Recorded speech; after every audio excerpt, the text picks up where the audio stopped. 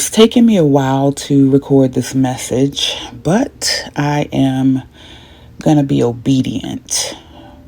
In prayer and reflection recently, God reminded me of something I had quietly carried for about 5 years now.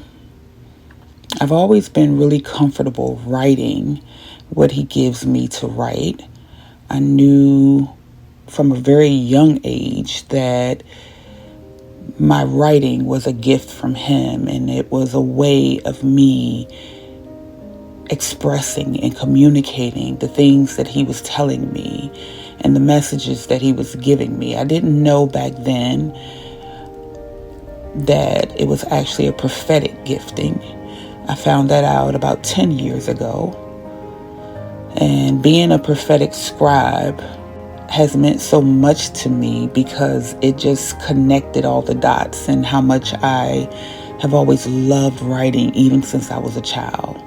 For a while now, I've been so comfortable just sharing what He gave me through my writing, through my books. But the title, Prophetic Voice, that one gave me pause. That one made me a little bit nervous, to be honest. Not because I didn't believe that He called me, but because I've always wanted to be sure. I've always wanted to just make sure that I was walking in God's will. Sure of what I'm hearing, sure of what I'm speaking, sure that what I'm giving to His people is truly from Him and not from me. And that reverence kept me in a posture of caution and humbleness. And recently, while I was creating content, the Lord interrupted me and He said, "You're still in pause mode." And as He often does, He invited me into conversation. He reminded me that everything that I do, every message I deliver, every piece of content I create isn't about performance or platform. It's for the service of His people. It's for His glory. And it should always flow from the love, the relationship, and the devotion that we share, Him and I. He reminded me of all the church hurt and spiritual abuse that I'd suffered, and how that, plus the negativity that's often surrounded by His offices due to those who are not called, pretending to be called. He reminded me of how all that had affected me, and not just me. Many of you out there listening to my voice right now too. And God brought me back to the story of Elijah. If you remember, after Elijah called down fire from heaven, after he stood in boldness and victory over the prophets of Baal, Jezebel sent just one threat, and it sent him running. The same prophet who stood in front of hundreds suddenly found himself hiding in a cave, overwhelmed by fear. And Elijah said to God, "I have had enough, Lord." He said, "Take my life." In 1 Kings 19:4. He was really afraid, right? And God showed me that that's where many of His true prophets are right now. He said they are not disobedient, but discouraged. They are not rebellious, but weary. They are not uncalled, but afraid. Just like Elijah, many have stepped back because of the Jezebel spirit that still operates through false prophets today. Spirits of intimidation, confusion, witchcraft, and control. But just as God met Elijah in that cave, not with condemnation, but with calling, He's meeting us now. And He did not give us a spirit of fear, but of power, love, and a sound mind. Elijah was told to stand up, go out, and anoint the next generation, including Elisha, who would carry his mantle forward. And now, just like then, the call is going forth for us. Rise, come out, and speak. This word is not just for me, but for every true prophetic voice who's paused, for every voice that's gone quiet because of the noise and the messiness that's often been associated with the prophetic in today's climate.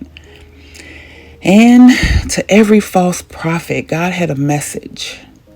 And that message is that another charge will be held against you, the false prophets, for you are placing fear in the hearts of my true prophets, just as Jezebel did to Elijah, and you will meet a similar fate as she.